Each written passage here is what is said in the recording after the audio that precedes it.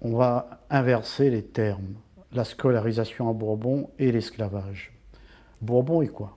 Est une colonie servile.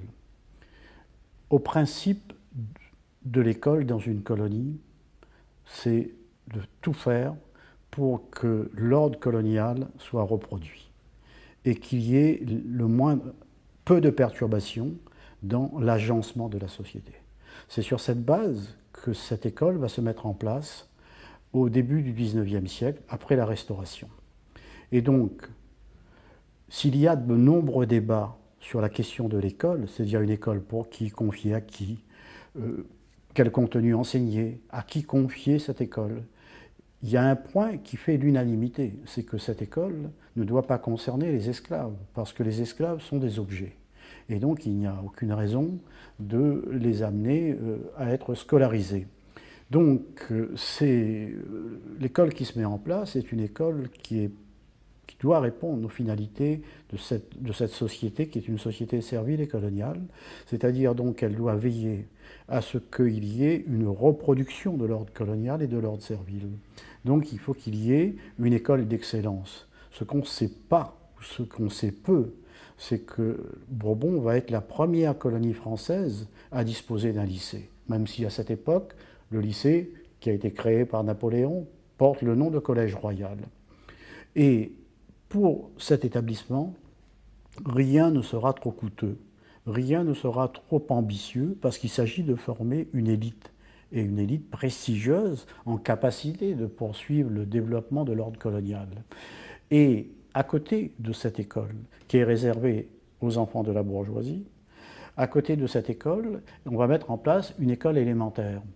Mais là également, qui va concerner qui? Qui va concerner les populations blanches et de couleur pauvre. Et qu'est-ce qu'on attend de cette école élémentaire? On attend qu'on mette ces élèves qui vont fréquenter ces établissements au plus vite au travail manuel, au travail de la terre. Donc c'est un enseignement rudimentaire avec une finalité pratique et de la moralisation parce qu'il y a beaucoup de désordre amené justement par la situation de l'esclavage et dans le fonctionnement de la société. Eh bien, la question de la scolarisation des esclaves va se poser à partir du moment où, sous la monarchie de Juillet, donc après 1830, en Europe, il y a toute une série de débats et de controverses sur le maintien de l'esclavage. L'esclavage est critiqué, condamné même, par des personnes qui considèrent que c'est un système inique. D'autres qui considèrent que c'est contre-productif et ça empêche le développement et la modernisation de la société. D'autres considèrent qu'il y a là un système qui suppose, qui implique que des polices, tout un système de protection soit mis en place, et tout ça est coûteux. Bon, en quelques mots, l'esclavage est condamné comme système à partir de 1830. Reste la question de savoir comment cet esclavage va être aboli. Est-ce que c'est progressivement comme l'ont fait les Anglais ou est-ce que c'est de façon simultanée? Et c'est là que la question de l'école se pose, parce que à quoi sert l'école? L'école est une instance de socialisation. Et dans une colonie, elle est aussi une instance, mais ailleurs aussi, mais dans une colonie, elle a une dimension plus importante de moralisation. Donc il faut préparer ces jeunes esclaves à être libres. Donc les préparer à une vie qui soit différente de celle qui jusqu'ici ils ont connue ou ils ont subi. Et là, il y a un certain nombre de mesures qui sont prises, et dans ces mesures-là, il y a tout un volant éducatif. Donc les premières mesures qui sont prises datent de 1839. Et on vote des fonds pour préparer à une instruction morale et religieuse et quelques rudiments scolaires. Mais on va se rendre compte que ces fonds vont être utilisés à autre chose. Donc, on va voter une ordonnance.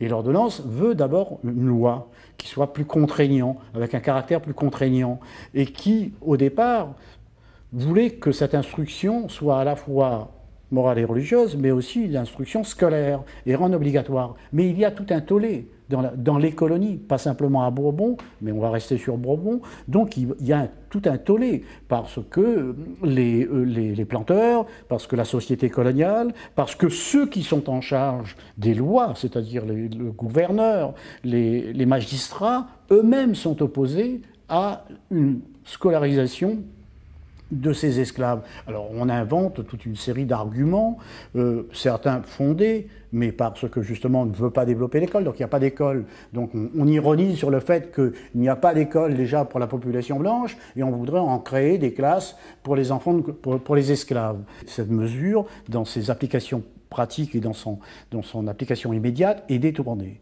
Donc il va y avoir un autre texte de loi qui viendra un peu plus tard, qui va rendre obligatoire cette fois l'instruction des esclaves. Mais là également, ça va se faire avec de nombreuses difficultés quand cela est appliqué.